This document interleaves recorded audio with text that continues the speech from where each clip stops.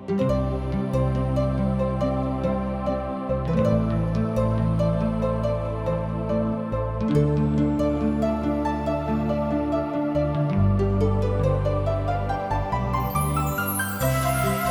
सब TWR India का कार्यक्रम जिंदगी की राह देखतनी।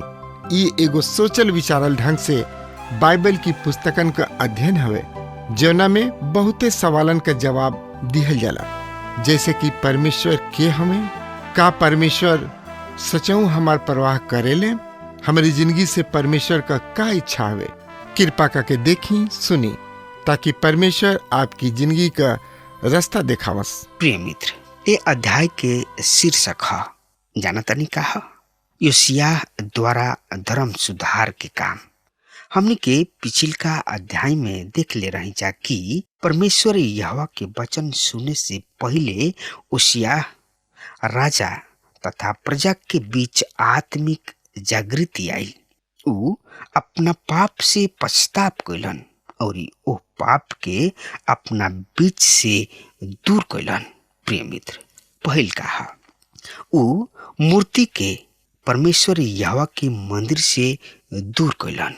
दूसर कहा ऊ नैतिकता के देश से दूर कैलन। तीसर कहा पराया देवी देवता सब के सामने बच्चा सब के बलिदान चढ़ावे के बहुत ही भारी विरोध कैलन। एकरा बाद ऊ का कैलन हमने के आज के अध्ययन में देखे के एकरा बारे में जानकारी खातिर वो हमरा संगे आपन पवित्र शास्त्र बाइबल निकाल ली। और जकरा किने पवित्र शास्त्र बाइबल नहीं के वो कृपया हमरा किने लिखो, पर अभी रुआ कान पाठ लगा के सुनी। हाँ तो जकरा किने पवित्र शास्त्र बाइबल बा वो हमरा संगे निकाल ले दूसरा राजा के किताब 23 अध्याय के 1 पद से लेके 15 पद एह तरी से बता रहा बा। सुनी। राजा होशिय्याह दूत भेजले और यहूदा प्रदेश तथा राजधानी यरूशलेम के सब धर्म के पुरनिया के अपना पास बुलौले। एकरा बाद ऊ प्रभु परमेश्वर यहोवा के भवन के गोलन। ऊ यहूदा प्रदेश के सब पुरुष, यरूशलेम नगर के सब विश्वासी, पुरोहित और नबी सब के, छोट बड़ सब के अर्थात पूरा जनता के अपना साथ ले गइलन। ऊ उनका सामने प्रभु परमेश्वर यहोवा के भवन में पावल गइल विधान की किताब के पढ़ले। तब योशिय्याह राजा मंच पर खड़ा भइले। ऊ प्रभु परमेश्वर यहोवा के साथ ई विधान स्थापित कैलन कि ऊ प्रभु परमेश्वर यहोवा के अनुसरण करिए, आपन सब दिल और सब प्राण से उनका आज्ञा और गवाही सबके तथा विधि विधान सबके पालन करिए। ऊ यह विधान के किताब में लिखल गइल वचन सब पर दृढ़ करिए। सब जनता भी प्रतिज्ञा कैले कि ऊ विधान के पालन करिए। राजा महापुरोहित हिल्किय्याह उपरोहितन के और द्वार पालन के आदेश दिले कि ऊ ओ सब बर्तन के प्रभु परमेश्वर के मंदिर में से निकाल देव, जौन की अबल देवता, असेरा देवी तथा आसमान के प्राकृतिक शक्ति सब के खातिर बनावल गइल रहे। एकरा बाद ऊ ओकरा के यरूशलेम नगर के बहरी किद्रोन घाटी में जरा दिले और ऊ ओकर राख बेतएल के बेदी के ले गइलन। ऊ पूजा पाठ करे वाला पुरोहितन के निकाल दिले। एकरा के यहूदा प्रदेश के राजा सब अपना नगर के तथा यरूशलेम के चारों ओर पहाड़ी चोटी के बेदी सब पर सुगंधित धूप द्रव्य जरावे खातिर नियुक्त कैले रहन। एकरा अलावा योशिय्याह अबला देवता, सूर्य, चंद्रमा तथा नक्षत्र के और आकाश के सब प्राकृतिक शक्ति के सुगंधित धूप द्रव्य जरावे वालन के भी हटा दिहलन। ऊ असेरा देवी के मूर्ति प्रभु के भवन से बहरी निकलले।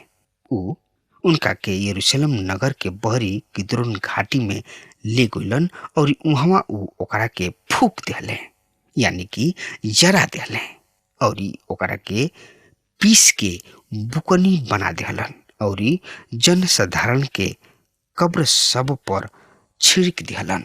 प्रभु परमेश्वर के भवन में पुरुष गमन करावे वालन के कोठा रहे। वहां औरत सब भी असेरा देवी खातिर बुनाई के काम करत रही छ। राजा होशिया कोठा सबके ध्वस्त कर दिले। राजा होशिया यहूदा प्रदेश के नगर सबसे पुरोहितन के ले अले। ऊ गेबा नगर से बएर सेबा नगर तक पहाड़ी चोटी के वेदी सबके, जहां पुरोहित सुगंधित धूप द्रव्य जरावत रहन, अशुद्ध कैले।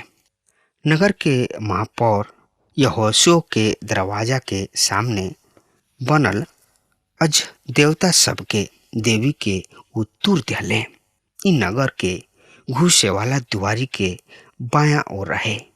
पहाड़ी शिखर यानी कि पहाड़ी चोटी के वेदी सबके ई पुरोहित यरूशलेम में प्रभु परमेश्वर यहोवा के वेदी के नजदीक ना जा सकत रहन। फिर भी ऊ अन्य पुरोहित अपना जाति भाई सब के साथ बेखमीर रोटी खात रहन। राजा ओसिया बेन हिनोम घाटी के अग्नि कुंड के अशुद्ध कैलन, ताकि वहां जनता अग्नि देवता मेलेक के खातिर अपना बेटा बेटी के बलि के रूप में ना चढ़ा सके। यहूदा प्रदेश के राजा सब प्रभु परमेश्वर यहोवा के घुसे वाला दुआरी पर अर्थात राजा के भवन के भंडारी खोजा ततन मेलेक के कमरा के नजदीक जौन ग्रीष्म भवन कहलात रहे, सूर्य देवता के खातिर अश्व मूर्ति सब प्रतिष्ठित कैलन, यानी कि स्थापित कैल गइल रहे। राजा ओसिया ओकरा के हटा दिहलन और इस सूर्य देवता के रक्षक के आग में भस्म कर दिहलन। यहूदा के राजा आहाज के राजभवन के ऊपर वाला कक्ष के छत पर वेदी सब बनौले रहन। मन से भी प्रभु परमेश्वर के भवन के दूगो आंगन में वेदी सब के बनौले रहन। राजा होशिया तुर दिहले और ओकरा के बुकनी बना के किद्रोन घाटी में फेंक दिहले। राजा सुलेमान यरूशलेम के पूरब में तथा जैतून पहाड़ के दक्षिण में घिनौना देवी देवता खातिर पहाड़ी चोटी के वेदी बनौले रहन। घिनौना देवी देवता ई रहन सिदोनी जाति के राष्ट्र देवी असेरा, मुआबी जाति के राष्ट्र देवता कामोस और अमोनी जाति के राष्ट्र देवता मिलकोम। राजा होशिया एकरा सब वेदी सबके अशुद्ध क दिहले। ऊ पूजा स्तंभ के तूर दिहलन। असेरा देवी के मूर्ति प्रजा सबके काट दिहले और मुअल आदमी सबके हड्डी सबसे ओकरा स्थान पूर दिहले। प्रिय मित्र, ओसिया राजा सुलेमान द्वारा कइल गइल घृणित और विनाश के कार्य के भी नष्ट कैलन। पहला राजा 11 के 5 पद में हमने के बतावल गइल बा कि राजा सुलेमान सिदोनिया के अस्तोरेत नाम देवी के तथा अमोनी सब के घृणित देवता मोलेक के पीछे चले लगले। एह तरी सुलेमान से मनसे तक कइल गइल परमेश्वर यहोवा के विरोध कार्य के नष्ट करे के पड़ल। ओसिया के 16 पद एह तरी से बता रहल बा, सुनी। राजा ओसिया वहां से मुड़ले, उ पहाड़ पर कब्र के देखले। उ सेवक भेज के कब्र सब में से अस्थि निकलले। एकरा बाद अस्थि सबके वेदी पर जरा दिले, यानी कि लाश के, और ओकरा के अशुद्ध कर दिले। एह तरी प्रभु परमेश्वर के वचन पूरा भइल जब राजा यरोबाम पर्व के समय वेदी के नजदीक खड़ा रहन, तब परमेश्वर यहोवा के जन एह वेदी के संबंध में यह वचन को कहले रहन। जात समय उसिया परमेश्वर यहोवा के जन के कब्र के देखले जे भविष्यवाणी कइले रहन। प्रिय मित्र, ई बड़ा ही रुचकर बात बाकी उसिया ओ नबी के कब्र तक पहुंच गइलन जौन की ई भविष्यवाणी कइले रहन कि उसिया ये सब कार्य के करे। प्रिय भाई और बहनी लोग, यहाँ हम देख रहल बानी कि राजा तथा प्रजा दोनों परमेश्वर के वचन के अपने आप स्वीकार कइले और पछताव भी कइले। तब जागृति आई। श्रोता, उसिया एगो महान प्रभावशाली व्यक्तित्व वाला आदमी रहन। उ एगो कठोर योजना बना रहल बाड़े तथा एगो गंभीर कार्य करे जा रहल बाड़े। एकरा बाद उनका पहले कदम उठावे के उत्साहित क देले बा। प्रिय मित्र, सबसे पहले उ मूर्ति प्रजा के जीवित परमेश्वर यहोवा के भवन से अलग करताने, काहे कि आहाज और मन से परमेश्वर यहोवा के भवन में अन्य देवी देवता सबके मूर्ति सबके स्थापित कइले रहन और ओसिया ओकरा के खत्म क देताने। चौथा पद के अनुसार उ सब चीज सबके जेकर संबंध काल्पनिक तथा झूठ मूठ के देवता सबके उपासना सबसे रहे, उन्हीं के सबके नष्ट कर दिले और सबके नगर के बहरी ले जाके फूक दिहल गइल और राख ले जाके फेंक दिहल गइल। कहीं ऐसा ना होके कि लोग राख पर भी नजर डाल सकले और उनकर मन पराया देवी देवता सबके दोबारा फिर जाए। यानी कि सब मिला के कहल जाए कि देवी देवता के नामो निशान मिटा दिले। प्रिय मित्र, तब ओसिया अनैतिकता के खत्म कर दिले। प्रिय मित्र, भाई और बहनी लोग, आई देखल जाओ दूसरा राजा के 24 अध्याय के 20वां पद बतावता कि यहूदा के दुर्दशा काहे भइल। यहूदा के झूठ नबी कहत रहले, देख परमेश्वर हमरा ओर बाणे, पर सही में परमेश्वर यहोवा उनका ओर ना रहन। प्रिय मित्र, काहे कि इस्राएल परमेश्वर यहोवा की ओर ना रहन। मित्र, ये सिद्धांत के याद राखी, यदि रुआ परमेश्वर यहोवा की ओर नहीं खी तो परमेश्वर यहोवा भी रुआ ओर नहीं खन। हमनी के परमेश्वर और परमेश्वर के सिद्धांत के और उनका परिदृश्य के समझे के जरूरत बा। अपना मन के अनुसार चले से लाभ ना होई। मनमानी कइला से हमनी के कोनो लाभ ना हुई। हमनी के देखे के कि परमेश्वर यहोवा के का चाहताड़े। ऊ रउआ से प्रेम करलन, पर ऊ चाहलन कि रउआ उनकर आज्ञा पालन करी। त आई पवित्र शास्त्र बाइबल से देखी जा दूसरा राजा की किताब 24 अध्याय 1 पद से लेके 8 पद एह तरी से बता रहल बा। सुनी, हम पढ़ रहल बानी। यहो याकीम के राजकाल में बेबीलोन के राजा नबूकदनेस्सर ओह पर आक्रमण कइलन, यानी कि धावा बोलले। उ 3 बरिस तक उनकर अधीन रहले। एकरा बाद उ उनका से संबंध विच्छेद कर दिले और उनका से विद्रोह कैले।